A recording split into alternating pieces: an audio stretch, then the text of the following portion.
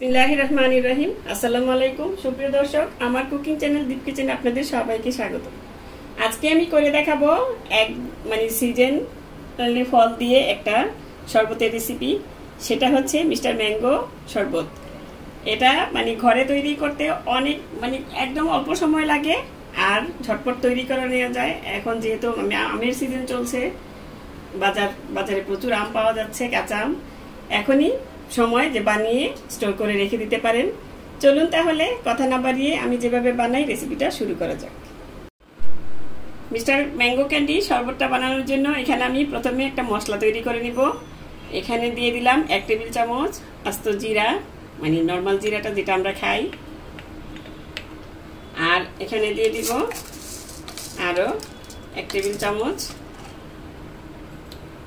মৌরি, মিষ্টি জিরা যেটাকে বলে। আর দিয়ে দিব এখানে 1/2 টেবিল চামচ কালো গোলমরিচ।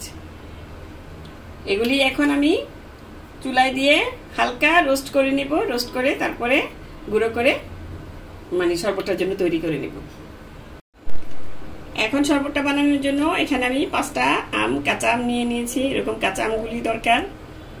এখন বাজারে তো প্রচুর আম পাওয়া যাচ্ছে, অ্যাভেলেবেল, সব জায়গায় পাওয়া যাচ্ছে। এখন আপনারা এগুলি দিয়ে এই ম্যাঙ্গো ক্যান্ডি শরবতটা বানিয়ে সারা বছর সংরক্ষণ করে রেখে দিতে পারবেন। এখানে আমি 5টা আম নিয়েছি। আমের সাইজটা একটু ছোট আছে 2টা, এই জন্য একটু 5টা নিয়েছি। আপনারা 4টা দিয়েও বানাতে পারেন। এখন আমি আমগুলো একটা ভেজিটেবল পিলার দিয়ে পিল করে নিচ্ছি।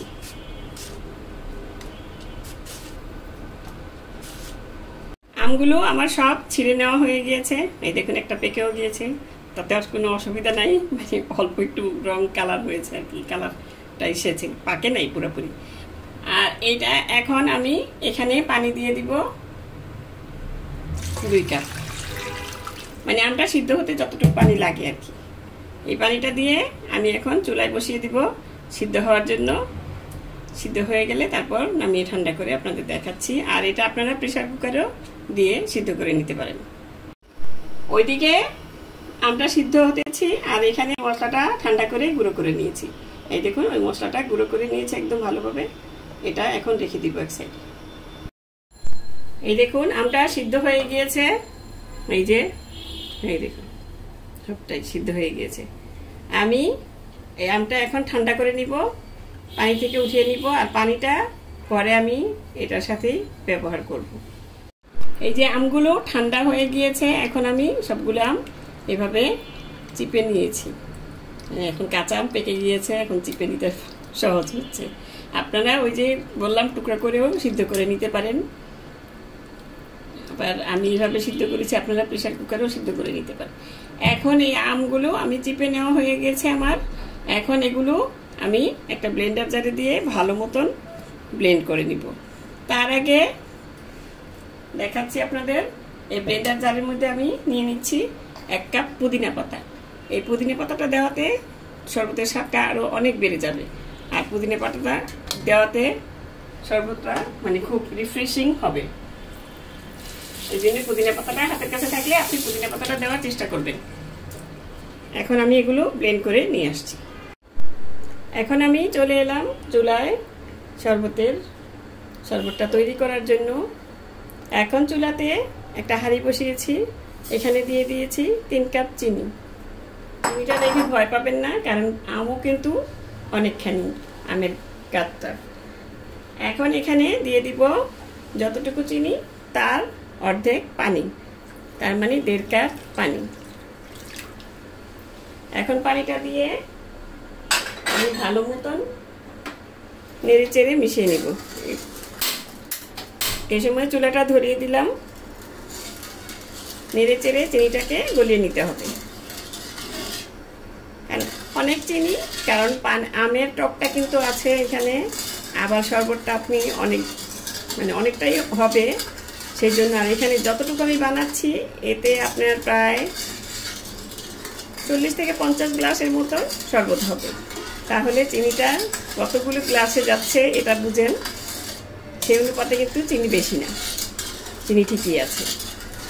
এখন চিনিটা গলিয়ে নিচ্ছি। চিনিটা গলে এসেছে।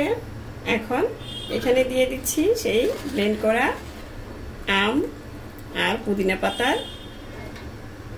পাতাগুলো, মানে যে পুদিনা পাতা আর আমটা আমি ব্লেন্ড করে রেখেছিলাম সেটা পুরোটা আমি ভালো মতন দিয়ে দিচ্ছি, বাটিতে যাতে একটু না থাকে।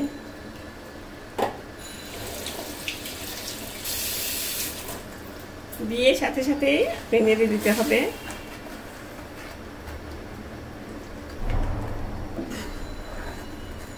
চুলার আঁচটা এ পর্যায়ে মিডিয়াম আঁচে থাকবে, বেশি বাড়িয়ে দিবেন না। আমি প্রথমে একটা হ্যান্ড হুইস্ক দিয়ে মিশিয়ে নিব, কারণ চামচের চেয়ে হ্যান্ড হুইস্কটা ব্যবহার করলে তাড়াতাড়ি মিশে যাবে।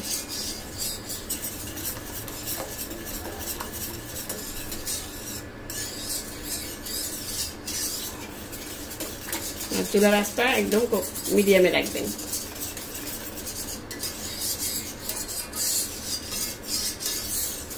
এই শরবতটা আপনারা বানিয়ে প্রায় নর্মাল ফ্রিজে রেখে সারা বছরই সংরক্ষণ করে খেতে পারবেন।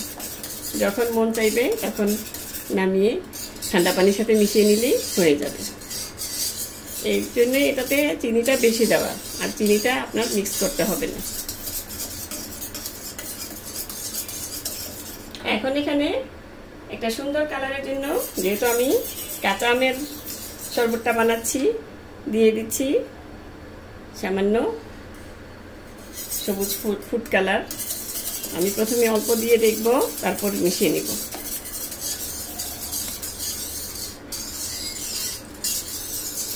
দেখুন কালারটা কত সুন্দর এসেছে। সামান্য আরেকটু লাগবে।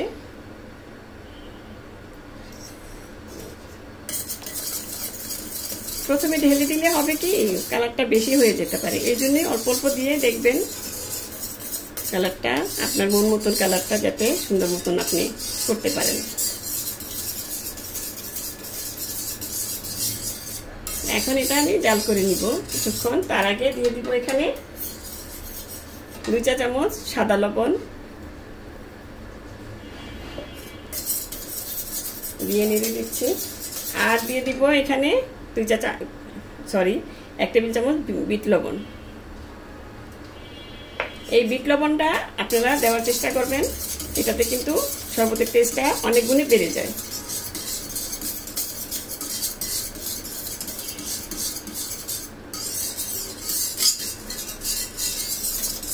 আর দিয়ে দিব এখানে এখন সেই যে আমি মশলাটা করে রেখেছিলাম, একটা চটপটি মশলা, মানে শরবতের জন্য চটপটা মশলা, সেটা গোলমরিচ, কালো গোলমরিচ, জিরা আর হচ্ছে মৌরি।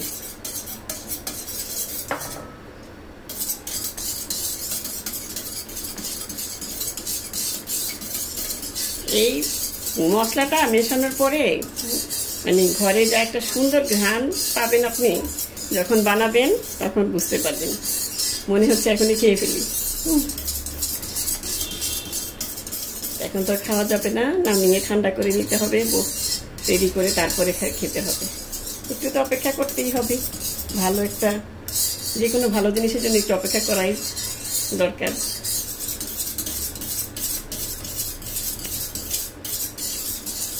এখন আমি এটাকে জাল করে নিচ্ছি কিছুক্ষণ, যতক্ষণ না আমার শরবতটা ঠিক মতন হচ্ছে। এই যে সব মিশিয়ে দিলাম, এখন আর কিছুই করতে হবে না, শুধু নেড়ে চেড়ে যাবেন যতক্ষণ না শরবতটা ঠিক মতন আপনার মানে যেরকম চাচ্ছেন ওরকম হচ্ছে। এটা একটা মানে মোটামুটি একটারের মতন হবে, কিন্তু একটা পুরোপুরি একটার হবে না, এরকম একটা মানে হবে, কনসিস্টেন্সি হবে।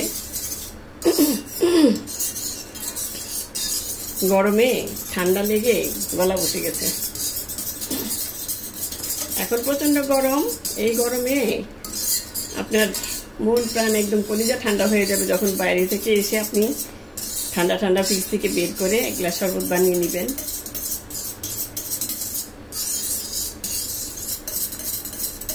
এখন আমি কিছুক্ষণ নেড়ে চেড়ে এটা বানিয়ে নিচ্ছি। এই দেখুন শরবতটা কিন্তু প্রায় হয়ে এসেছে।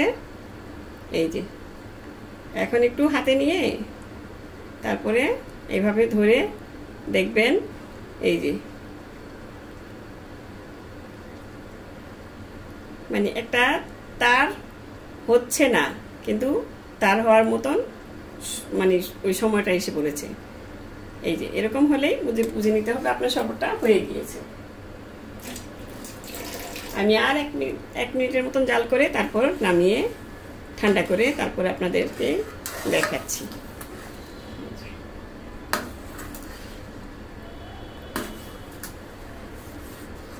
আমার প্রায় সময় লেগেছে 20 মিনিটের মতন এটা বানিয়ে নিতে।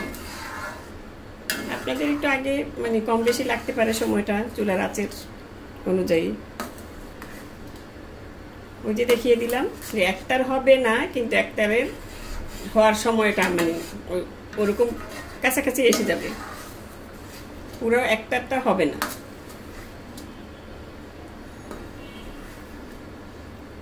একটু ভাবুন তো, আম ছাড়া আমের সিজনে আপনি আমের শরবতটা বানিয়ে খেতে পারবেন।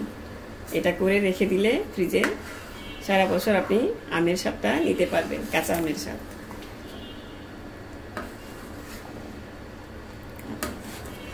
এখন গরমের মধ্যে মেহমান আসলেও মেহমানকে যখন বানিয়ে দিবেন তখন তারা আপনার কাছে রেসিপিটা জানতে চাইবে যে কিভাবে বানিয়েছেন। খুবই ভালো, শরীরের জন্য ভালো, যেহেতু কি বলে মৌরি, জিরা, এই দুটাই স্বাস্থ্যের জন্য খুবই উপকারী, শরীরের জন্য একদম শরীর ঠান্ডা রাখে। আর গোলমরিচটা একটু গরম, কিন্তু এটা পানির মধ্যে গেলে, ঠান্ডা পানির মধ্যে যখন যাবে তখন এটাও ঠান্ডা হয়ে যাবে। এটাও মানে শরীরের জন্য খুবই ভালো, উপকারী। এখন হয়ে গিয়েছে, এখন আমি নামিয়ে নিচ্ছি শরবতটা। এই দেখুন শরবতের মিক্সচারটা আমি পুরোপুরি ঠান্ডা করে নিয়েছি। এই যে এখন আমি এখানে দিয়ে দিব 2 টেবিল চামচ লেবুর রস, কারণ ঠান্ডা করে লেবুর রসটা দিয়ে দিবেন, নইলে শরবতটা যেহেতু চিনি বেশি এটা জমে ক্রিস্টালাইজ হয়ে যেতে পারে। এই জন্য লেবুর রসটা দেওয়া, তাহলে আর জমবে না চিনিটা। এখন এটা নেড়ে চেড়ে ভালো মতন মিশিয়ে নিচ্ছি। আর শরবতটা এখন আমি সংরক্ষণ করার জন্য একটা কাচের বোতল নিয়ে নিচ্ছি। আপনারা কাচের যে কোনো বয়মেও ভরে রাখতে পারেন, নর্মাল ফ্রিজে রেখে সারা বছর কাঁচা আমের স্বাদ নিতে পারবেন। এখন আমি এটা একটা বোতলে ভরে নিচ্ছি।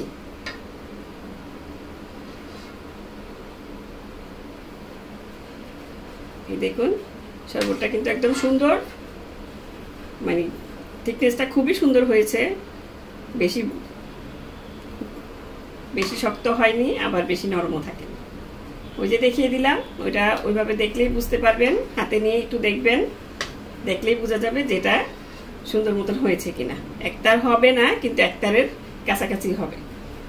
এখন আমি এটা ভরে দেখাচ্ছি আপনাদের। এই দেখুন আমি একটা বোতলে ভরে নিয়েছি, কাঁচের বোতলে। এখন বোতলের মুখটা লাগিয়ে দিয়ে এটা নর্মাল ফ্রিজে রেখে সারা বছর আপনি কাঁচা আমের শরবত খেতে পারবেন। এখন আমি এখানে এটা দিয়ে আমি এক গ্লাস শরবত বানিয়ে দেখাচ্ছি। নিয়ে নিলাম কিছু বরফ, এটা যার যার স্বাদ মতন নিয়ে নেবেন। এখন আমি এখানে দিয়ে দিচ্ছি শরবতের সেই প্রিমিক্সটা। এখানে দিলাম আমি 1/3 কাপের মতন। আর দিয়ে দিব এখানে কিছু লেবুর স্লাইস। এই দেখুন, এই লেবুর স্লাইস আর পুদিনা পাতা দিয়ে দিলে এটা মানে খুবই ভালো হয়, শরীরের জন্য ভালো, আর ঘ্রাণটা খুবই সুন্দর আসে। এখন আমি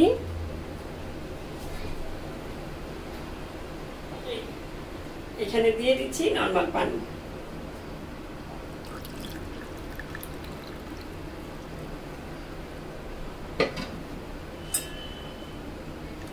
এই দেখুন, এখন নেড়ে নিলেই হয়ে যাবে আমার খুবই সুস্বাদু মিস্টার ম্যাঙ্গো শরবত।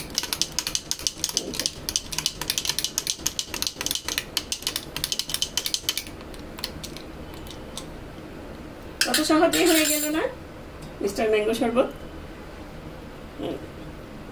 এখন আপনারা বাসায় বানিয়ে দেখবেন, আশা করি আপনাদেরও ভালো লাগবে। তো দর্শক, আজ এ পর্যন্তই। রেসিপিটি ভালো লাগলে প্লিজ আমার চ্যানেলটি সাবস্ক্রাইব করে নিয়মিত চ্যানেলটির পাশে থাকবেন। সুস্থ থাকবেন, ভালো থাকবেন, আর ঘরে তৈরি সিজন অনুযায়ী আমের শরবত খাবেন। আমার জন্য দোয়া করবেন। আল্লাহ হাফেজ।